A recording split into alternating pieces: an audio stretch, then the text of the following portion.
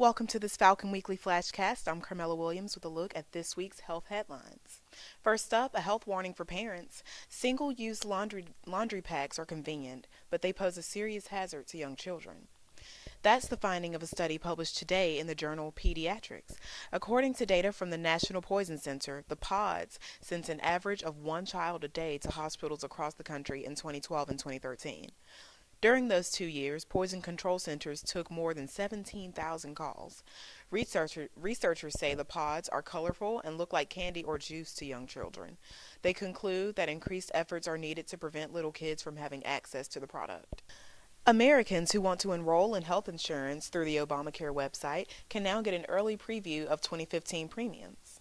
Federal exchanges on healthcare.gov are open to allow consumers to see what healthcare insurance plans are available.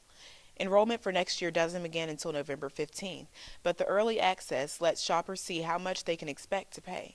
Administrators say users will find a number of other new features on the exchange designed to make it easier to use. President Obama himself has promised the site will function better this year. Cold and flu season is here, and that means lots of people are about to be taking prescription medications. However, some patients are not following the instructions for their medicines, which can make feeling better a lot harder. Reporter Susan Hendricks explains why you should follow your doctor's orders. Whether you use over-the-counter or prescription medicine, it most likely means you're looking for something to make you feel better. Following instructions for your medication is a big deal.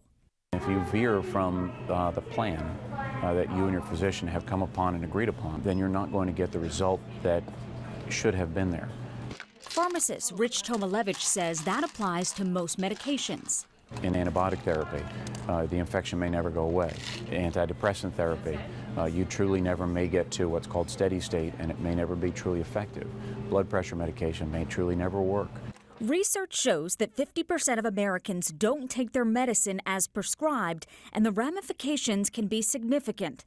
Non-adherence to medication guidelines causes 30 to 50% of treatments to fail and 125,000 deaths annually.